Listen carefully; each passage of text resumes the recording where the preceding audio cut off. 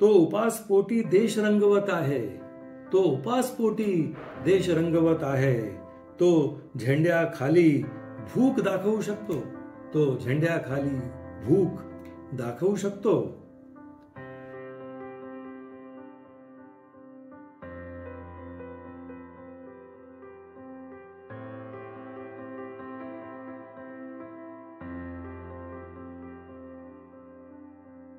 दीवाने खास में आप सभी खास मेहमानों का फिर एक बार खास इस्तकबाल, बहुत बहुत स्वागत. संदीप गुप्ते का प्यार भरा अदा. मराठी गझल रसिकांना सप्रेम नमस्कार. मी जवळ पाहिले दूर पाहिले नाही, मी जगातले काहूर पाहिले नाही. उत्तम मराठी कवी, उत्तम मराठी गझलकार शांताराम खामकर उर्फ श्याम खामकर यांची उत्कृष्ट मराठी शायरी, दर्जेदार मराठी शायरी, आज आपण या विषयावर बोलणार आहोत. तो मराठी शायरी का एपिसोड होने की वजह से गुफ्तगू का सिलसिला जो है वो दोनों जबानों में कायम रखेंगे, यानी मराठी में भी और हिंदुस्तानी जबान में भी, ताकि हिंदी उर्दू वालों को भी मराठी गजल का हुस्न, उसकी खूबसूरती और उसकी ताकत का पता चल सके. तो सबसे पहले शायर के बारे में मुख्तसर मालूमात और उसके बाद उनके चुनिंदा बेहतरीन अशार. श्याम खामकर, इनका ताल्लुक खड़कवाड़ी अहमदनगर महाराष्ट्र से है. यही उनकी मौजूदा रिहाइश भी है. पिछले कई वर्षों से श्याम खामकर अच्छी मराठी गज़लें, उम्दा मराठी गज़लें कह रहे हैं. गज़लों के अलावा सेंसिबल मराठी मुक्त छंद की कविताएं भी लिखते हैं श्याम खामकर. कुछ अरसे पहले उनका लिखा हुआ एक मराठी चिल्ड्रन सॉन्ग चिऊ ताई, ये मराठी चिल्ड्रन सॉन्ग बहुत मकबूल और मशहूर हुआ. मिलियंस ऑफ व्यूज इस बाल गीत को मिले. श्याम खामकर को उनके लेखन के लिए, उनकी कविताओं के लिए, उनके गज़ल के लिए कुछ अवार्ड्स मिल चुके हैं. सबसे पहले 2020 में ठाणे के गज़ल वैभव पुरस्कार से उन्हें सम्मानित किया गया था. उसके बाद हाल ही में 2024 में श्याम खामकर इनको भाऊ साहेब पाटणकर स्मृति पुरस्कार, इस सम्मान से नवाजा गया. उनकी किताब जो हाल ही में मंजर आम पर शाया हुई है, उसका नाम है भवताल. तो इस किताब को कवि यशवंत स्मृति पुरस्कार से नवाजा गया है. इस तरह उन्हें उनके लेखन के लिए, उनके साहित्य लेखन के लिए, उनकी मराठी गज़ल लेखन के लिए कई पुरस्कारों से नवाजा गया है. मेरी नज़र में श्याम खामकर, इनकी शायरी की जो खासियत है, समाज की बदलती परिस्थिति पर भाष्य करने की जो ताकत है, सराउंडिंग्स पर निडर रूप से व्यक्त होना और समाज को आईना दिखाना, ये उनकी शायरी की सबसे बड़ी ताकत है और सबसे बड़ी खासियत है मेरी नजर में. तर मित्रांनो, नजर टाकूया श्याम खामकर यांच्या मराठी शायरीतले काही निवडक शेरांवर. तर एपिसोडच्या सुरुवातीला मी हा एक शेर तुमच्या समोर पेश करतो. तो बघा. हिरवेपण असते ना तोवर फुलून घ्यावे, हिरवेपण असते ना तोवर फुलून घ्यावे, नंतर जन्माचा पाचोळा झडत राहतो, नंतर जन्माचा पाचोळा झडत राहतो. आणि हा एक उत्तम शेर बघा. कधीतरी तसा आवेग घेऊनी मिठीत ये, कधीतरी तसा आवेग घेऊनी मिठीत ये, नदी जशी स्वतःस सागरामध्ये लपेटते, नदी जशी स्वतःस सागरामध्ये लपेटते. आणि आता एका गझलचे हे 3-4 उत्कृष्ट शेर बघा श्याम खामकर यांचे. श्वास घेणे सोडणे चालूच आहे, श्वास घेणे सोडणे चालूच आहे, जीवनाला ओढणे चालूच आहे. हारल्या आहेत इच्छा प्राक्तनाशी, हारल्या आहेत इच्छा प्राक्तनाशी, अंतरी हे झुंजणे चालूच आहे. आणि हा शेर बघा. मी तुला समजायला चुकलोच होतो, मी तुला समजायला चुकलोच होतो, हे मला समजावणे चालूच आहे, हे मला समजावणे चालूच आहे. आणि हा शेर बघा, नेमके होते कशासाठी उपोषण, नेमके होते कशासाठी उपोषण, लाच देणे मागणे चालूच आहे, लाच देणे मागणे चालूच आहे. रदीफ काव्याचा किती ब्रिलियंट वापर केलेला दिसतो या गझलच्या शेरांमध्ये.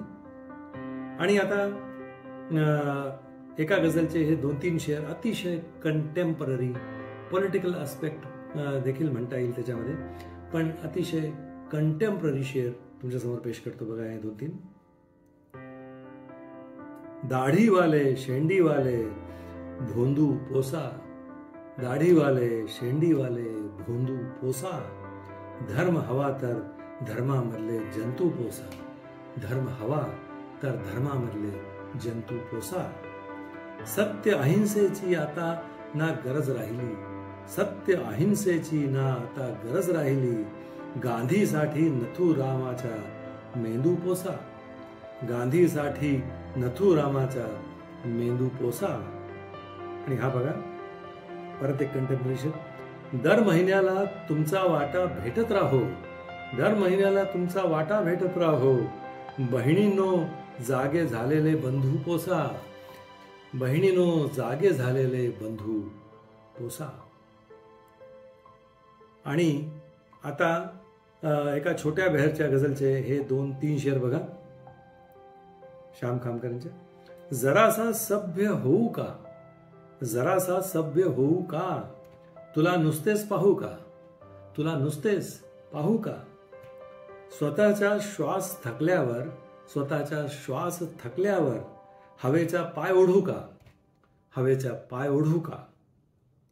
हवेचा पाय ओढणे मला वाटतं एक नाविन्यपूर्ण शब्दप्रयोग गझलच्या शायरीमध्ये आपल्याला दिसून येतो, जो नक्कीच मराठी शायरीला, मराठी गझलेच्या शायरीला समृद्ध करणारा असा हा शब्दप्रयोग आहे, असा हा शेर आहे. आणि हा पुढचा शेर बघा याच गझलचा. तुला जर पाहिले नाही, तुला जर पाहिले नाही, तुझा विश्वास ठेवू का, तुझा विश्वास ठेवू का. आणि हा एक सुंदर शेर बघा. याच्यानंतर जन्म कोणता मागू सांगा, याच्यानंतर जन्म कोणता मागू सांगा, मृगजळ आहे कुठवर मागे लागू सांगा, मृगजळ आहे कुठवर मागे लागू सांगा.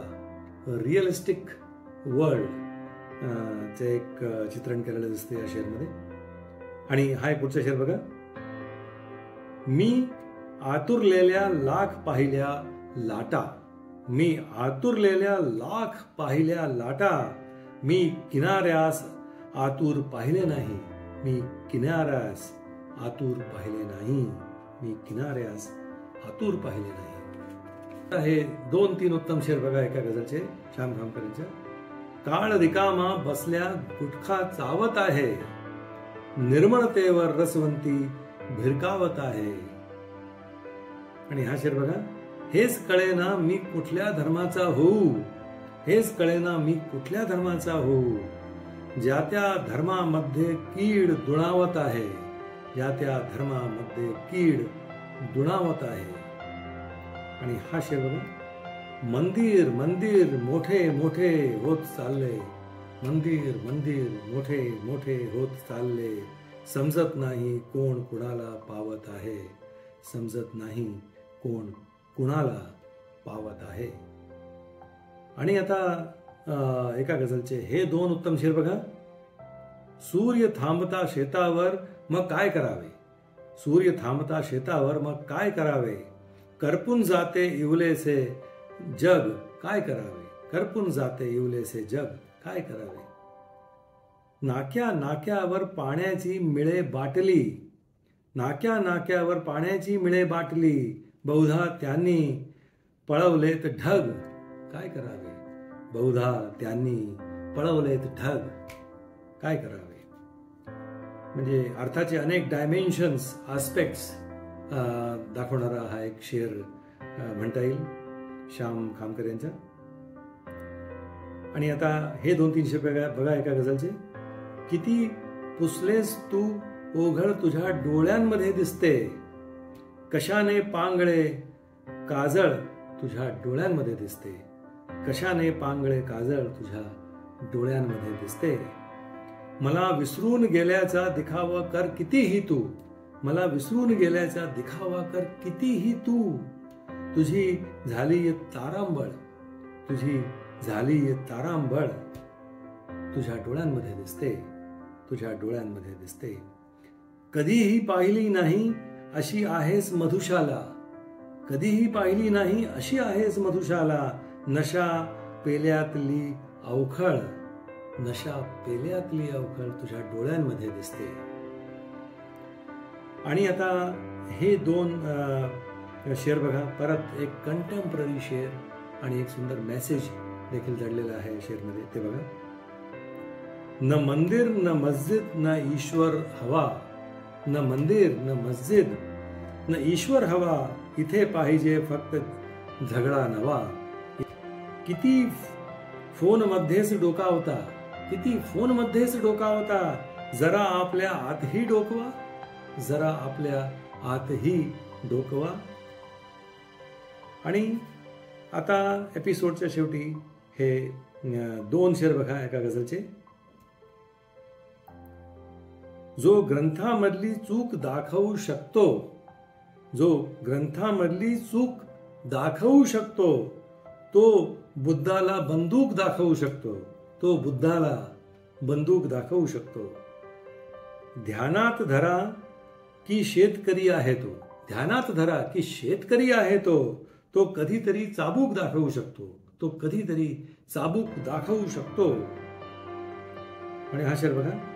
तो उपासपोटी देश रंगवत आहे, तो उपासपोटी देश रंगवत आहे, तो झेंड्याखाली भूक दाखवू शकतो, तो झेंड्याखाली भूक दाखवू शकतो.